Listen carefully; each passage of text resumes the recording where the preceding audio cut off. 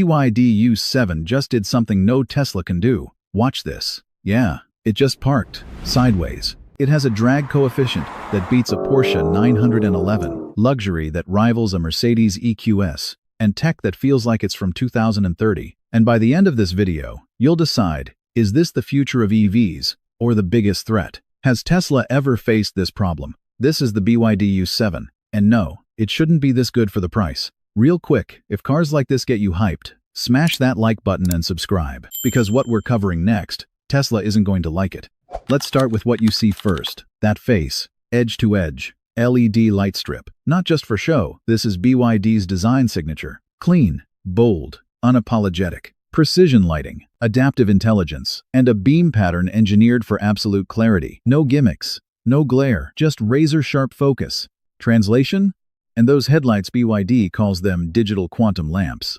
Minimalist? Yes. Boring? Not even close. This is the kind of face that makes a BMW i7 do a double take at a stoplight. Now check out this roofline. Smooth as glass. No awkward bumps. No weird angles. Just pure aerodynamic sculpture. And here's where it gets serious. 0.195 coefficient of drag. That's lower than the Porsche Taycan. Lower than the Tesla Model S Plaid. To put that in perspective, those legends are out here wearing bulky winter coats, while the U7 is slicing through the air in a custom-tailored silk suit. And that matters, because less drag means more efficiency, more range, and more stability at high speed. Flush door handles that slide out like a secret handshake. Frameless side mirrors designed in a wind tunnel, because function and form can be friends. Every curve, every line, it's functional art. And the back? Oh, the back. BYD calls this the Galaxy Bar. It's not just a taillight, it's an experience. Watch it pulse when you unlock the car. Subtle, elegant, the kind of detail that separates premium from pretender. Put it next to the Germans. And honestly, the U7 doesn't look out of place. It looks like it owns the place. This is what happens when a Chinese automaker stops playing catch-up and starts setting the pace. Alright, quick question before we go inside. Would you drive a Chinese luxury car? Drop yes or no in the comments. No judgment. Just curious where you stand. Alright, forget the outside for a second, because what's inside this thing is where BYD really flexed. Look at that screen. No, seriously, look at it. 15.6-inch rotating touchscreen, portrait mode for navigation, landscape for movies. It's basically an iPad on steroids that also happens to control your entire car. And it's not laggy, it's not glitchy, it's buttery smooth, powered by BYD's self-developed D-Link system with a Qualcomm Snapdragon chip. Translation: your phone wishes it was this fast. Ambient lighting? Check. But not the cheap stuff. We're talking about 128 color customization. Want your car to vibe like a sunset? Done. Want it glowing like a futuristic megacity at midnight? Oh yeah, done. The steering wheel? Leather wrapped with touch-sensitive controls. It's giving luxury yacht vibes. Digital instrument cluster that changes personality based on drive mode. Eco, calm blues, and greens. Sport? Aggressive reds and sharp graphics. It's like the car has moods. Center console? Wireless charging for 2 phones. Because of course, cup holders that heat and cool your drinks. BYD said, clutter is the enemy, and meant it. Storage compartments everywhere. A place for everything, and everything in its place. But here's the thing. The driver gets spoiled. That's expected. What about the passenger? Oh, they get their own screen. A dedicated display for media, climate control, whatever. No more fighting over who controls the playlist. Seats? Nappa leather. Heated, ventilated, and wait for it, massage function. 8 different massage modes. Your chiropractor is about to lose a client. Now, let's talk about the backseat. Because this is where the U7 goes from nice car to R. Are you kidding me? Executive rear seats with electric adjustment. Recline like you're in business class. Leg rest extends out. Lumbar support. Heated, ventilated, massaging. At this point, it's not a car, it's a moving spa. Independent climate zones. Rear passengers control their own temperature, because thermal democracy matters. And above you, a panoramic glass roof that stretches from front to back. It's got UV protection and heat insulation, so you get the views without turning into a rotisserie chicken. And the soundproofing? It's next level. Double laminated glass, acoustic dampening materials everywhere. BYD tested this at 120 kilometers per hour, and inside it measured just 56 decibels. That's quieter than most libraries. You could have a phone call at highway speeds, and the person on the other end would think you're sitting in your living room. Pop quiz. Which feature would you use most? Massage seats. B. Rotating screen. C. That Dynaudio sound system. D. The crab walk parking. Comment A, B, C, or D. Let's see what wins. Let's talk about tech, because the U7 isn't just a car, it's a smartphone with wheels. Augmented reality HUD. Navigation arrows literally appear on the road in front of you. No more squinting at your phone. No more missing exits. Voice control that actually works. Hey BYD, set the climate to 72. Boom. Done. No repeating yourself 5 times like you're arguing with Siri. It even has a mobile app that lets you pre-cool the car, check battery status, even track where it's parked. Forgot where you left it in a parking garage? No worries. The app knows. This car has 360-degree camera system with crystal clear resolution. Parking is basically cheating at this point. Advanced driver assistance? It's all here. Lane keeping, adaptive cruise control, automatic emergency braking, traffic jam assist. It's level 2 plus autonomy, so it won't drive for you, but it'll do about 80% of the boring stuff. And then there's the sound system. Dynaudio Premium Audio, 12 speakers, 775 watts. This is premium sound inside a rolling luxury lounge. Okay, we've talked luxury, we've talked technology. Now, let's talk about what really matters. What happens when you actually drive it? You put your foot down, and the U7 Performance wakes up. This is the BYD U7 Performance model, powered by dual motors. 0 to 100 kilometers per hour in just 3.8 seconds. That's faster than a Tesla Model S long range, faster than a BMW i7, and it does it while whispering quietly. So where does all this power come from? Meet Blade battery technology, a massive 100 kilowatt-hours capacity built on BYD's proprietary lithium iron phosphate chemistry. It's safer, lasts longer, and gives you up to 700 kilometers of range on a single charge. That's 700 CLTC. Yeah, so for real world, you're looking at around 600 kilometers. That's still serious road trip distance. And now talk about charging. BYD U7 has 150 kilowatts fast charging.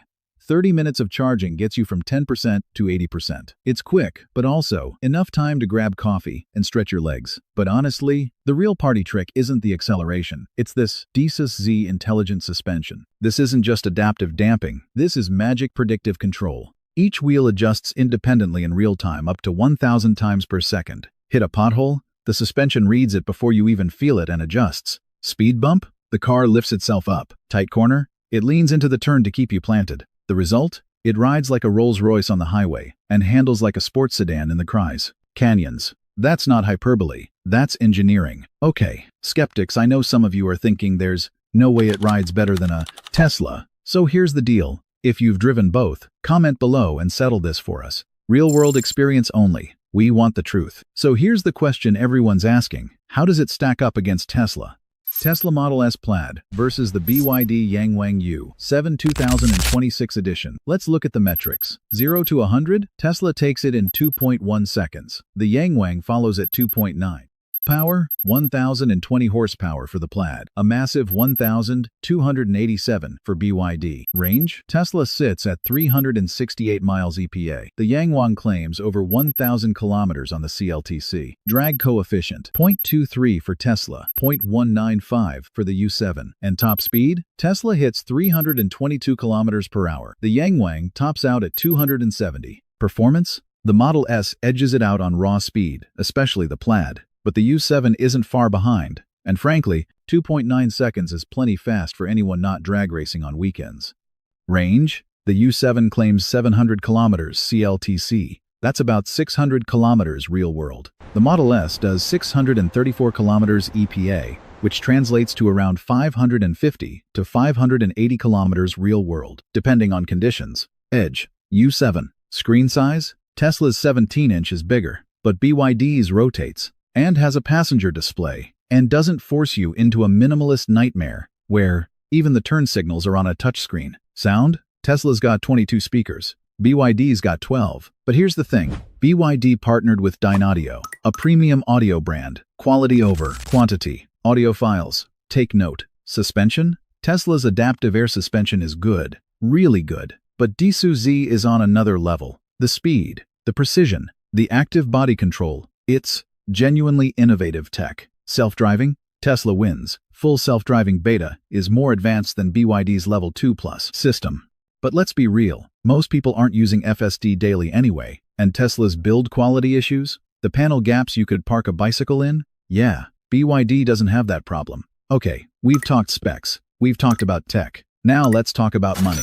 So far you've seen what this car can do, how it looks, how it moves, how it feels inside. And most cars with this level of power, this level of luxury, this level of technology, cost a lot. The Tesla Model S Plaid starts at around $99,000, which makes sense. The BYD U7 starts at around $45,000, and that's $40,000 to $50,000 less than the Tesla.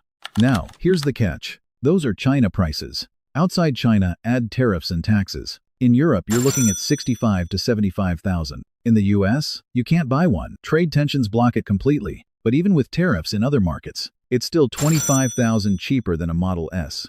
So for $25,000 less, you're getting DiSus-Z, rotating screen, passenger display, massage seats, front and rear, better soundproofing, arguably better build quality. That's a $25,000 vacation, or a down payment on a house, or I don't know, used Honda Civic. Your call. Now, will the U7 come to the US or Europe at those prices? Probably not. Tariffs, shipping, regulations, it'll cost more. But even at $75K, it's still undercutting Tesla by a significant margin. So, $25,000 cheaper than a Model S. Here's my question. Is Tesla overpriced? Or is BYD just underpricing to grab market share? Drop your comments and let us know. So here's the bottom line. The BYD U7 isn't just a good Chinese EV, it's a legitimate luxury sedan that can go toe-to-toe with the best from Germany, America, and anyone else who wants to step into the ring. Is it perfect? No. Tesla's charging network is still better. The brand recognition isn't there yet, and you can't exactly walk into a BYD dealership in Iowa. But here's what it is, a wake-up call. A wake-up call to every legacy automaker who thought they had time. A wake-up call to Tesla, who's been charging premium prices for mid-tier interiors. A wake-up call to the entire industry, because BYD just proved you can build a world-class EV with cutting-edge tech, stunning design, and luxury features, without charging six figures. The question isn't whether the BYD U7 is good, it's whether the rest of the industry can keep up. One last thing, how many years until BYD outsells Tesla globally? I'm saying 3 years, maybe 5. Comment on your prediction. Let's come back to this video in 2028 and see who was right. If you made it this far, you're clearly as obsessed with EVs as we are. Hit that subscribe button. Drop a comment. Would you buy a BYD over a Tesla? And what feature surprised you most? And subscribe for more deep dives into cars that don't just move you, they move